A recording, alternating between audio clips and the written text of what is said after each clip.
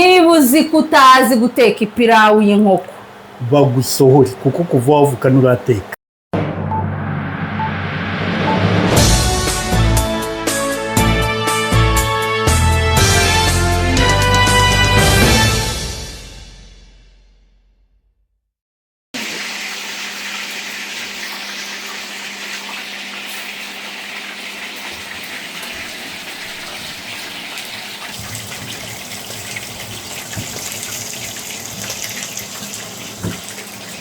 muraho neza, amahoro y'Imana abe kuri mwebwe n'abanyu aho mudukurikira muherereye hose. Nkuko bisanzwe rero mbahaye ikaze mu gikoni wanje, mbahaye ikaze kuri channel yacu. Uyu munsi tugiye kwiga isomo riryoshye cyane ryo guteka. Ariko ikintu cya mbere cy'ingenzi nshaka kubabwira, uyu munsi mbafitiye surprise. Nabazaniye umushyitsi w'Imena. Uyu munsi nge sindi buteke, ndi bube ndaho gusa mbaza nanjye niga uko bateka, kubera ko nabazaniye maître d'hôtel wa mbere muri quartier. Ese muri tayari kumwakira? Reka tumuzane. Tugwaye ikaze mu gikoni cyacu. Murakoze cyane. Nitwa Hasani banze kuri Kitoko, nishimiye kubana namwe. Murakoze kumeka. Umushyitsi wacu rero nguyu, uyu munsi niwe ugiye kutuyobora mu gikoni. Simbabure rero twigane kuko ubu ni ugiye kutuyobora. Ese Hasa bibamereye biti? Muraho neza? Tumeze neza cyane, turakomeye. Namwe nizere ko muri amahoro. Turaryohewe cyane. Tubahe ikaze rero mu gikoni cyacu. Utubwire ese uyu munsi duhishiye iki? Ese uyu munsi ugiye kudutekera iki? Ndabona ibintu hano ariko sinzi ibyo waduteguriye uko bimeze. Watwereka. Uyu munsi twabateguriye kubatekera chicken pilau, umuceri w'ipilau utetsemo inkoko. Kuba mu Kinyarwanda ururimi rw'iwacu no. Ni umuceri w'ipilau utekanye n'inkoko. Aha ngaha dufite garlic cyangwa tungurusumu. Tukagira rice basmati. Ni byiza kuyoza neza kuko iba ifite umwanda mwinshi. Ubishoboye yoza n'amazi ashyushye kandi ukayoza inshuro nyinshi kubishoboye. Biri important. Hari n'ibindi bintu ndi kubona hasi ibi ni ibiki? Hano dufite ibirungo twaseye. Harimo poiro, harimo poivro, harimo celery, hakabamo n'ibitunguru. Ibi ni ibirungo tugiye gukoresha muri chicken pilau. Ndi kubona hano hari n'inkoko. Reka nkofashe. Dufite inkoko hano twakawushije. Izi nkoko rero kugira ngo ziryohe cyane, cyangwa umushyitsi ugiye kwakira ajya ahora kubwira ati ndashaka kuza kurya bya biryo, cyangwa wa muceri nari iwawe. Iyi nkoko uyisiga ikiri mbisi, urayimarina, cyo bita kumarina, uyisiga tungurusumu na magi, ubundi warangiza ukayikawusha mu mavuta. Wayisize agatungurusumu n'akamagi ukaminjiraho n'akunyu gakeya. Ubundi inkoko yawe ukayikawusha mbere yuko utegura chicken pilau. Uko nzi ko abanza kuzitogosa. Hari abantu nzi bajya bazitogosa. Bibaho, hari uzitogosa bitewe n'inkoko yatetse. Hari ziri chicken hard, zimwe twita za Kinyarwanda. Iriya ntabwo wayiteka muri pilau chicken utabanje kuyitogosa. Niho bitandukanye. Iyi ngiyi rero kuko biri soft, uhita uyishyira mu mavuta direct kugira ngo itaza gucagagurika cyangwa ngo ubone itari bien présente mu byo kurya. Tubahaye ikaze rero itubabure. Ubwo amaze kutwereka ibyo yaduteguriye uko agiye kubitegura, nicyo kintu gikurikiye. Ntitubabure, tubane namwe kuri kamera. Ijisho kuri kamera, ijisho hehe n'isafuriya. Tubane. Tudatinze rero umwanya n'uwawe. Ngiye kukubera umuyede gusa uyu munsi nanjye ngiye kwiga. Icyo ubura, icyo ukenera ndahari. Utubwire. Ni byiza cyane. Aha ngaha tubanzamo garlic. Nyeya cyangwa biterwa n'iyo ukunda. Harimo n'amavuta. Ufata amavuta ugashyiramo ya garlic yacu. Kuko inkoko ntabwo zibanzamo, deja wamaze kuzikawusha. Tubyita kuzikawusha cyangwa kuzumisha mu mavuta. Noneho umaze gushyiramo garlic mu mavuta, uhita ushyiramo ya rice basmati yacu. Ugashyiramo rice basmati muri ya mavuta. Harimo tungurusumu,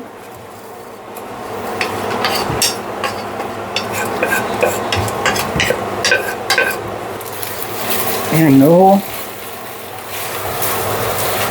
noneho nk'uko tubibona uragaragura bikabanza urashyiramo rice basmati muri ya garlic ukavanga cyangwa ukagaragura ubundi muri make uri kuvanga gutyo kugira ngo bigere ku kise ngira ngo ya garlic yivange na wa muceri neza kugira ngo ya odeur ya garlic cyangwa ya gu yayo ize kumvikana mu muceri abanyeshuri bacu uyu munsi nizere ko turi kumwe turi kwiga guteka ubutaha njya mbabwira ngo ubutaha ndashaka kubona videwo kugira ngo tubwire Hassan ati umva chef twarize ubu ngubu karitsiye turakora pilawu y'inkoko abaturanyi bakazana amasahani aha ngaha uvuga ngo umwanya utari muto cyane utari na munini cyane kugira ngo umuceri uze kuza ufite gu ya garlic twabanjemo noneho warangiza ugahita uzana bya birungo byacu twaseye nabibabwiye byo umara kubishyiramo gusa ukabivanga nabyo muri make urabivanga bya birungo byacu tuba twakoze muri rusange abantu babisya gutya babishyira mu muceri uwo muceri uzwi ku izina rya sami ariko ntabwo ari sami turi guteka twebwe ubu turi guteka chicken pilau ni umuceri ugezweho niba utawuzi bagusohore hari umuntu nzi wahita asohoka abaye ari hano n'abahari bashobora kuba bahari ikirenge kimwe ikindi cyasohotse nkanjye hano icyanjye kimwe kiri ku muryango ikintu nibaza ese muri iyi pilawu uri kutwigisha uyu munsi ntibashyiramo n'amatomate normally mu bantu bateka pilawu bayiteka mu buryo butandukanye ariko umuntu tubivuge nkatwe babyirukiye mu giswahili cyangwa mu gisilamu hari pilawu y'abazawa y'abajomba hari n'iy'abajomba akaba n'ipilawu rero y'aberevu sisi ni welevu siyo wazawa siyo wajomba sisi ni welevu umwerevu bivuga umuntu usobanukiwe iyi rero ni pilawu y'abantu basobanukiwe munasikia iyi pilawu ntabwo ijyamo inyanya normally nta pilawu ijyamo inyanya numva n'ukuntu rero umunsi dufite chef aho ngaho iyo washyizemo inyanya uba watetse umuceri ukaranze ntabwo uba watetse pilawu ukuntu dufite na chef ukomeye ni ku ndimi niba utazi kwideburiya mu ndimi bagusohore muri make ni ukuvuga ngo ipira ubundi muri rusange nziza umuntu uzi kuyiteka nta matomate ajyamo nta nyanya zijyamo hano tukaba dufite igikurikiyeho ni pilawu masara biriya wamaze kubishyiramo wavanze ariko iyo uri kuvanga komsa ushyiramo utuzi duke duke kugira ngo bye gufata hasi mu isafuriya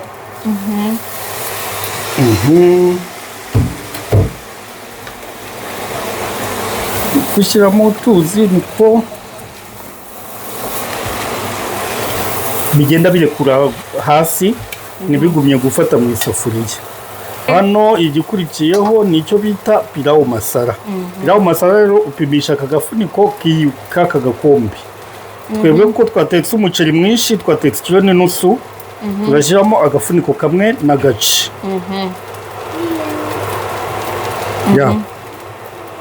ubwo bantu bajya bambwira ngo tujye tubereka ibirungo twakoresheje dore iyi ni pilawu masara ahantu hose wayisanga yo mu mabotike cyangwa mu maduka bitewe n'uburyo wifite hari nini hakaba n'intoya cyangwa se niba twereka ko kwiga bahari bikomeje kubaryohera tuzanabereka ibirungo byose dufite amahirwe ko chef wacu arahari hafi hano hari umutetsi witwa Elizabeth wakamejeje hakaba n'uwo bita Kitoko Karahabutaka Karabutaka wa mbere muri karitsiye urero ubutaha reka tuzabereke ibirungo bagomba kugira bakaba babifite wajya uvuga ngo pilawu masara akaba azi ngo ndayifite mu gikoni iwanjye umunyu nguyu ndawufite hano nshyiremo nkushyiriremo watetse niwe ushyiramo umunyu watetse niwe urya niwe urunga apana niwe urya apana kurya watetse niwe urunga inshuti zanjye rero ndabashishikariza ese kugeza kuri uyu munota ni bande turi kumwe, ninde muntu turi kumwe ko shefu Hasani kitoko uyu munsi ko ariko duha amasomo meza. Umuntu hari najya muri comment avuge ngo ndahari, turi kumwe kuri uyu munota, wandika n'umunota video igezeho ureba ukuntu ipirawu imeze.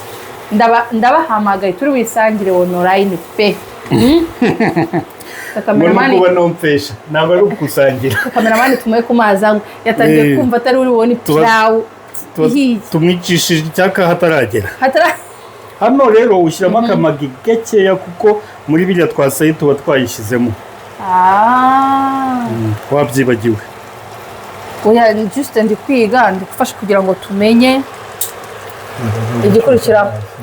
Urumva no kuvuga ngo rero ubwo ikintu kigiye gukurikiraho umwanya chef wacu arimo agira ngo ibirungo byegerane bifate ikintu ngiye gukurikiza bifatiranje apana kuvuga ngo bifatiranje. Sinakuvuga ngo sisi ni welevu. Si wazawa. Ngiye ndi umujomba kabuhari.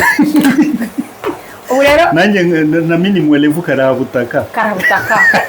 Ubu rero ikintu kigiye gukurikiraho ikintu bibutsa ikintu nanjye chef urashonje kubera ko uri kuvuga udaseka. Abanza ntashonje. Ubanza nuko twavugaga ikintu kigiye gukurikiraho umwanya arimo agira ngo ikirungo gifate ngiye gucomeka amazi. Abantu muzi yuko muteka ipirawu cyangwa ibiryo mukajya mwongeramo amazi akonje ntabwo mugashyira mukayitekesha amazi akonje babasohore basohore ndabarangije guteka musubire mu ishuri kwiga guteka umuceri. Ubundi mu bikoresho sibyo hasa umuntu agomba gutunga mu gikoni na keto ntabwo igomba kuburamo. Keto niyo yambera ahubwo niba utayifite bagusore kubera yuko mu buryo duteka kenshi babano bisaba ko nk'uko uba mu cyaro ntabwo keto iri important kuko ushobora kuba utafite n'amafaranga yo kuyigura.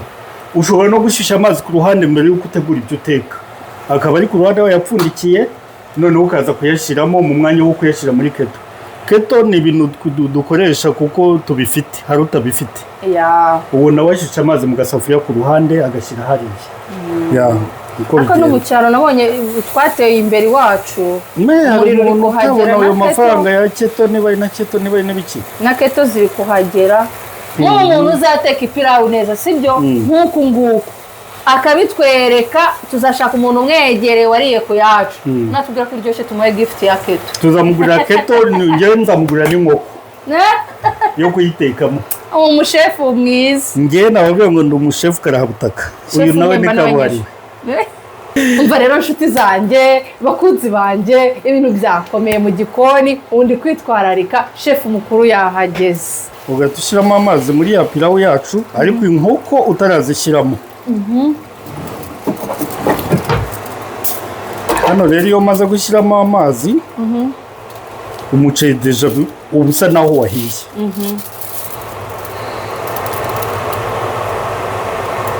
Nese ibyo uri gukora gutyo byo bari kugira bigende gutse. Hano no kugira ngo umuceri utaza gufata hasi kumwe umuceri ushirira cyangwa ugasanga uratetse byafatanye hasi.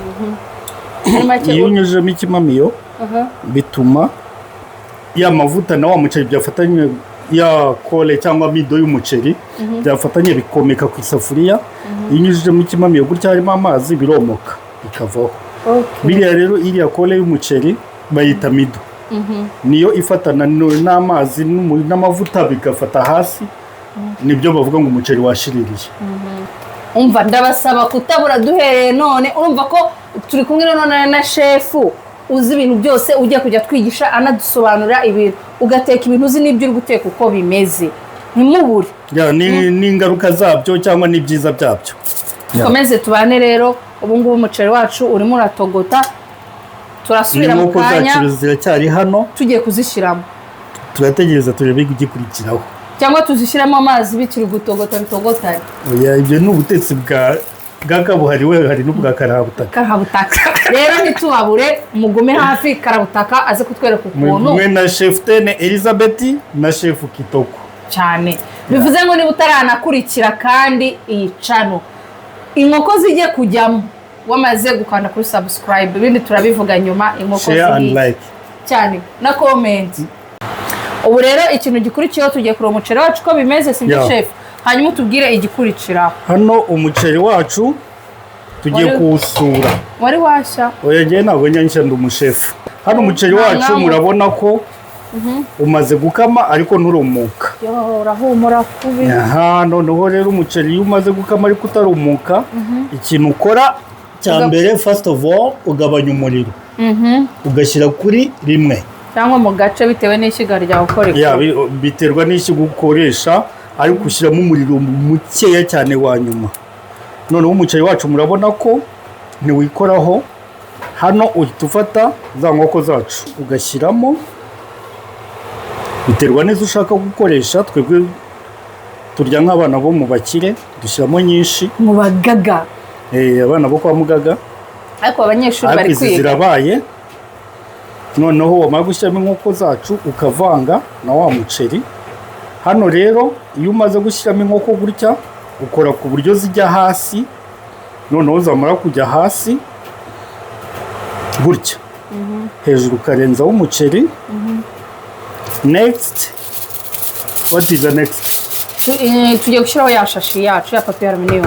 Ugahita ushyiraho aluminium paper gutya, cyangwa ugashyiraho ishashi ikomeye, cyangwa ugashyiraho urukoma, biterwa n'icyo ufite. Hanyuma mu rwego mbega rwo kugira ngo umuceri umwuka ugumemo noneho wumuke neza. Ni ukugira ngo umuceri wumuke neza utari ku muriro mwinshi ariko ufite umwuka utuma wumuka. Babyita ngo n'umuceri wibaragura. Ntabwo ari wibaragura, bawita ubwabwa mu Giswahili wacu. Turabigira gute koko? Abantu bavuga ururimi rw'Igiswahili aho muri hose mudukurikira turabasuhuje. Bariyizi simbavuze amazina ariko turabasuje muri comment baze kutwikiriza. Niba utaramenya guteka umuceri w'ipirawu bagusohoye. Ubu rero tubararikiye mube hano tuze gusubira mu kanya, sibyo? Ipirawu ihiye mube mukaraba intoki. Karaba intoki turaje. Ubu rero chef wacu tugiye kureba ipirawu yacu ko imeze. Kitoko agiye kutwereka ngo bimeze biti. Ijisho kuri kamera. Ijisho mu isafuriya. Ngewe nazanye isahani, tugiye kureba uko bimeze. Hano tugiye gusuzuma uko umuceri wacu wifashe. Urahumura. Ipirawu yacu. Niba uteka ipirawu ikaza ari umutuku bagusohore. Niba uteka ipirawu ikaza ishinyitsemo poivro cyangwa ibitunguru bagusohore. Iyi niyo bita ipirawu yacu aho mubibona. Yahiye imeze neza, irahumura kubi. Ese reka twarureho tubereke resulta.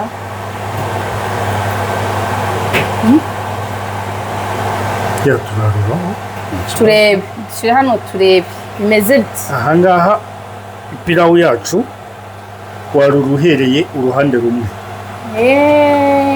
Hano ipirawu yacu yahiye, tumaze kwarura. Rero murareba resulta zacu, isomo ryacu ry'uyu munsi.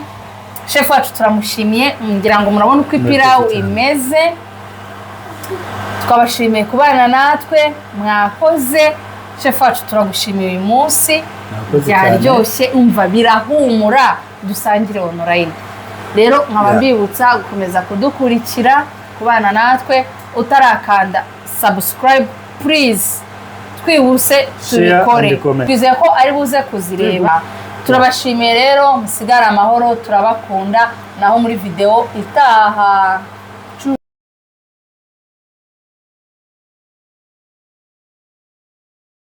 Hano chef na tanchura hano ubwabwa tunaufinya Kiswahili hivi. Unaona? Gutya. Reba ukuntu bakanda umuceri, reba bado. Bana babyita kuwufinya wewe.